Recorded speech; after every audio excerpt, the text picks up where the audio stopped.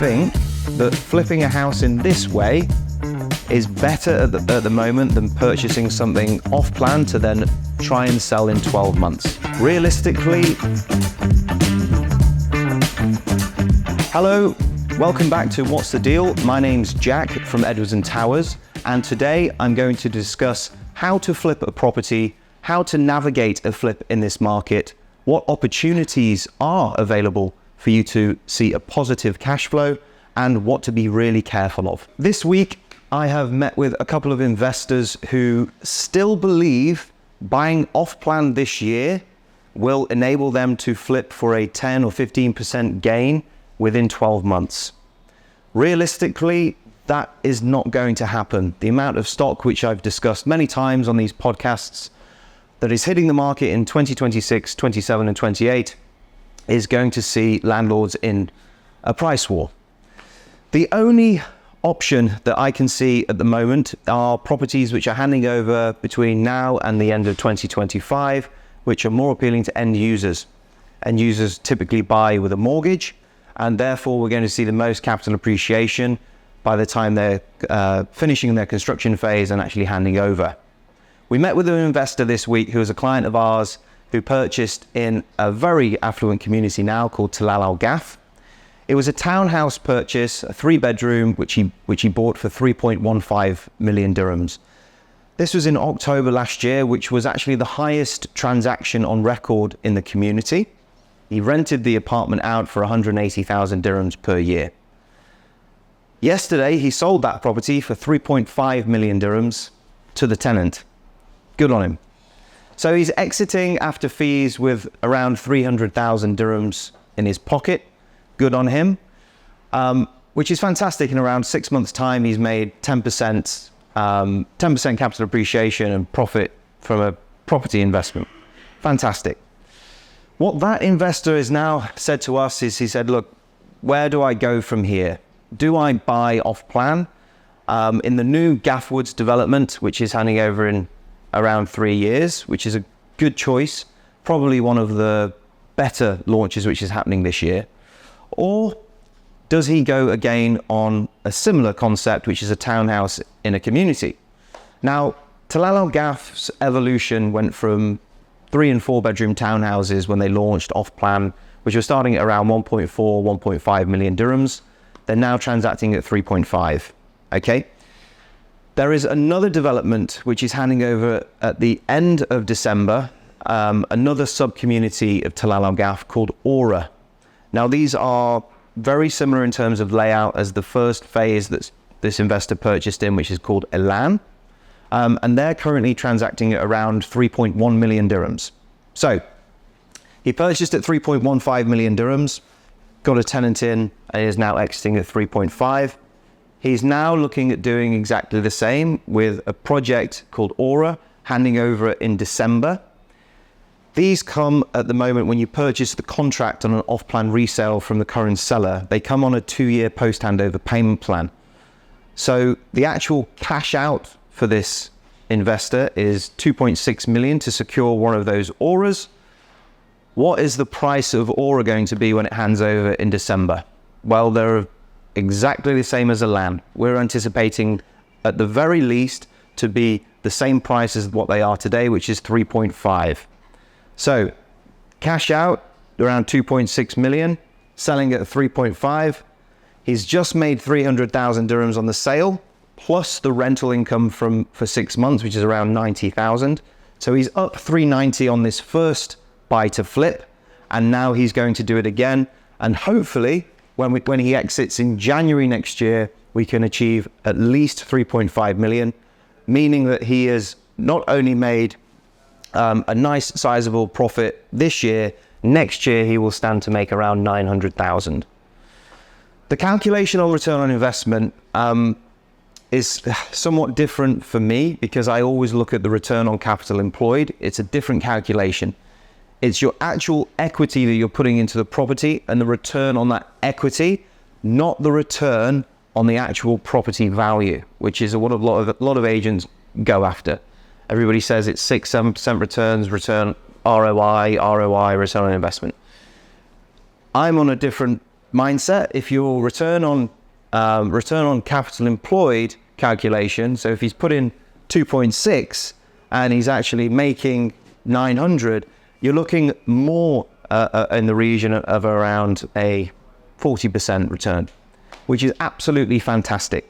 So he's made 10% in 6 months and he stands to make 40% next year. As a property investor, do you think that flipping a house in this way is better at the moment than purchasing something off plan to then try and sell in 12 months? I think it is. Similarly, if you don't have 2.6 million dirhams available, which a lot of people don't, and you're actually an investor that just wants to start out in your property journey, we're even taking investors on as clients that are looking at maybe just something entry level. If you have 300,000 dirhams to your name today, what is the best way for you to get onto the property ladder as a property investor?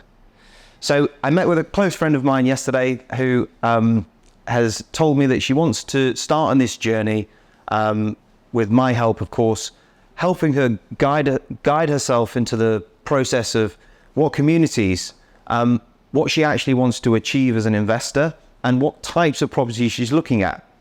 Now, my friend initially said to me around 4 months ago that she's thinking of just buying a property and living mortgage free.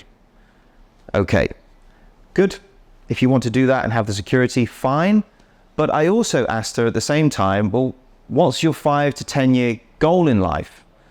I think everybody that is watching this video will agree that when you're property investing, you are chasing after an early retirement, and that is only going to be achievable when you hit a passive income level, which is going to be sustainable for your lifestyle.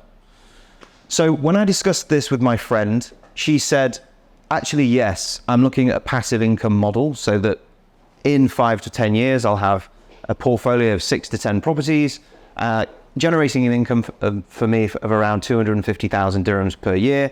And then she can go and sit on the beach and enjoy her life. Good for her. So my advice for her was to not go after an asset which is nice, shiny and glossy. It's a head and heart decision, I suppose. She was looking at something brand new in a nice community, which is relatively quite expensive, which will give her the 6% returns, interest-only mortgages at the moment of 4.8%. So at best, net, she'll be looking at around 5.5% returns for the property and then has a 4.8% interest payment for the mortgage, not leaving too much net cash back to her on a monthly or annual basis. So I said to her, okay, why don't we do it the other way? Why don't we look at something a little bit more affordable, okay? Take the emotion out of the decision. The nice, shiny apartments and the new things aren't going to fast track you into early retirement. They are there for you to say, hey, friends and family at home or wherever she's from, look at what I bought. It's an emotion to that. If we really are property investors, we need to look at numbers and make our decisions only based on the numbers. So look at the high occupancy locations in Dubai at the moment. Somewhere where it's really affordable, will always have high rental income and high occupancy rates. They will not actually have high capital appreciation rates because the demographic living in those communities will never really be able to afford to get onto the housing ladder. One of these communities that I've highlighted is actually Discovery Gardens. Now, a lot of those buildings are quite old. They will need to go through a small renovation, new bathrooms, new kitchen, new floor, probably replastered, new doors, okay? In the region of around 60, 70,000 dirhams, you can achieve that. You can buy a 1-bedroom in Discovery Gardens at the moment for around 600,000 dirhams, okay? If you set aside easy numbers, 50,000 dirhams for a renovation, you will need 30% down payment for the mortgage.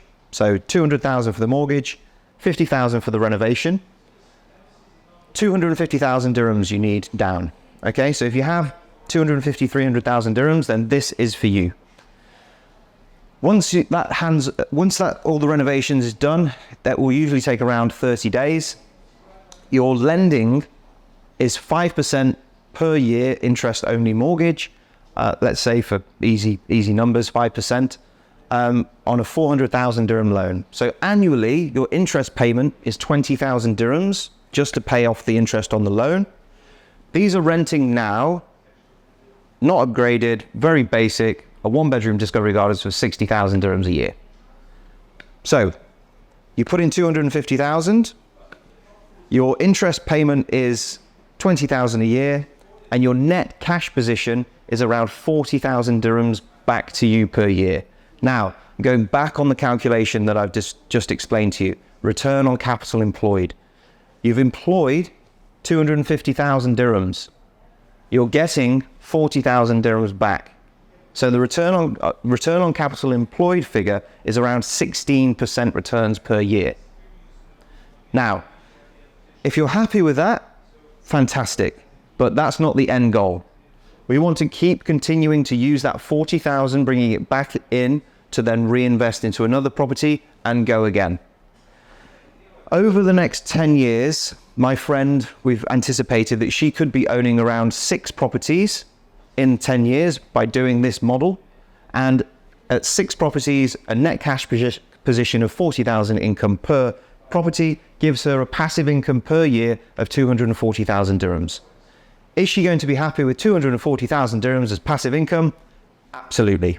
So, if you're a property investor that doesn't have 2.6 million dirhams lying around in cash, but you do have 250,000 dirhams in cash, then please get in touch with me so we can help strategize your plans for early retirement. Thanks for watching another episode of What's the Deal? My name's Jack from Edwards & Towers. I'll look forward to seeing you again soon.